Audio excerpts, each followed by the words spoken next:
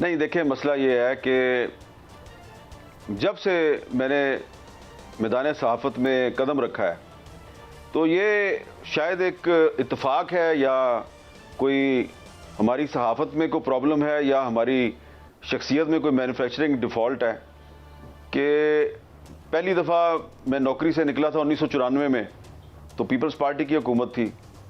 फिर दूसरी दफ़ा मैं अखबार का एडिटर था, मुझे इस्तीफ़े पे मजबूर किया गया कि एडिटरशिप से इस्तीफ़ा दे दो, तो नवाज शरीफ साहब की हुकूमत थी।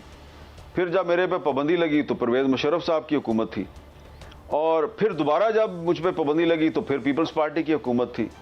फिर जब मेरे पे मसले मसाइल हुए, हमला हुआ मेरे पे और गद्दारी का इल्ज़ाम लग गया, तो फिर नवाज शरीफ साहब की हुकूमत थी। उसके बाद फिर पीपल्स पार्टी की हुकूमत आई, फिर मसले मसाइल हो गए। फिर इमरान खान साहब की हुकूमत आई तो उस दौर में भी पाबंदी लग गई। आजकल दोबारा जो है वो हमारे कुछ साथी जो है मुस्लिम लीग नून में जो हमारे दोस्त हैं वो कुछ नाराज़ हैं, कुछ नाराज़ नहीं हैं। तो देखिए मसला ये है कि पाकिस्तान में जो सहाफ़त है ना, ये इसलिए मुश्किल हो गई है कि सहाफ़त में पोलराइजेशन बहुत बढ़ गई है और हर सहाफ़ी से या टीवी एंकर से ये तवक्को की जाती है कि वो किसी ना किसी पार्टी को सपोर्ट करेगा।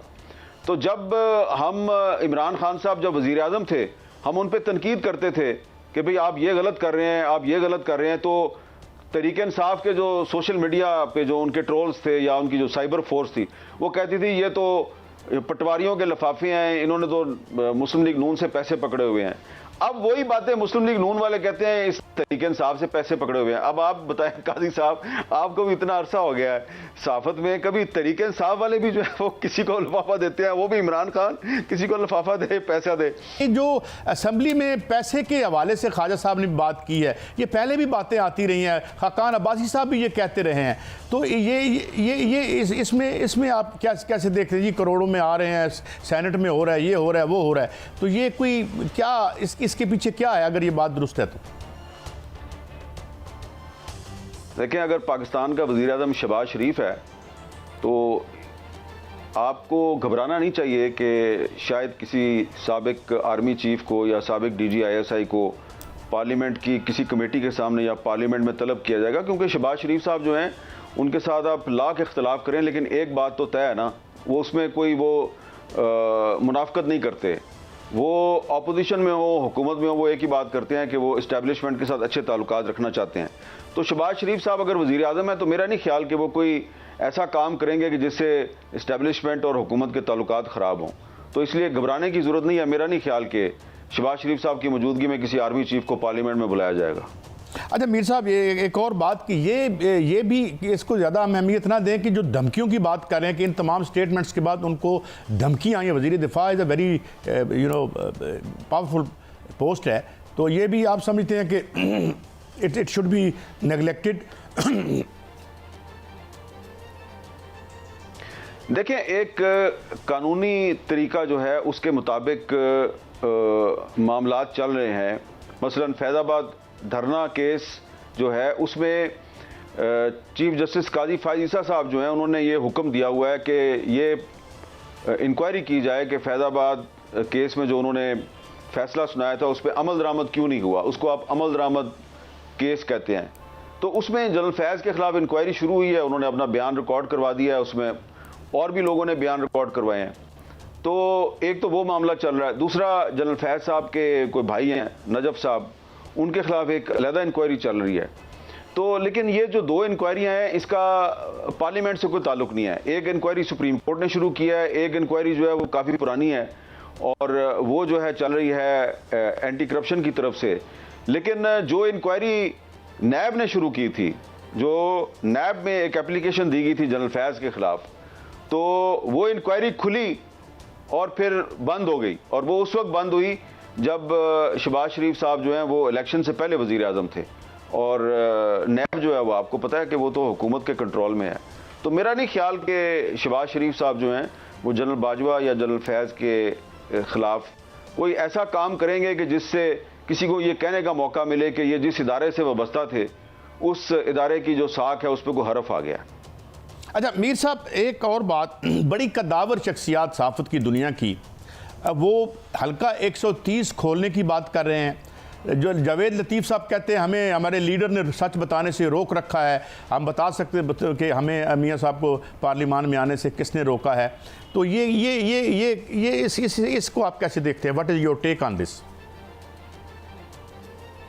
देखिए, एक तरफ तो तहरीक इंसाफ है, वो दावा करती है जी कि पंजाब के कुछ हलकों में बड़ी धांधली हुई है, और ख़ास तौर पे वो NA 130 का बड़ा जिक्र करते हैं।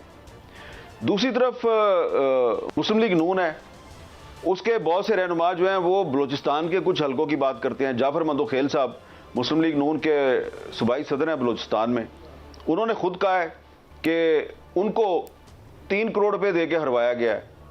इसी तरह पीपल्स पार्टी के भी एक मंदोखेल साहब हैं जो कराची से इलेक्शन हारे हैं, उनके पास अपना केस है, वो कहते हैं उनके खिलाफ धांधली हुई है।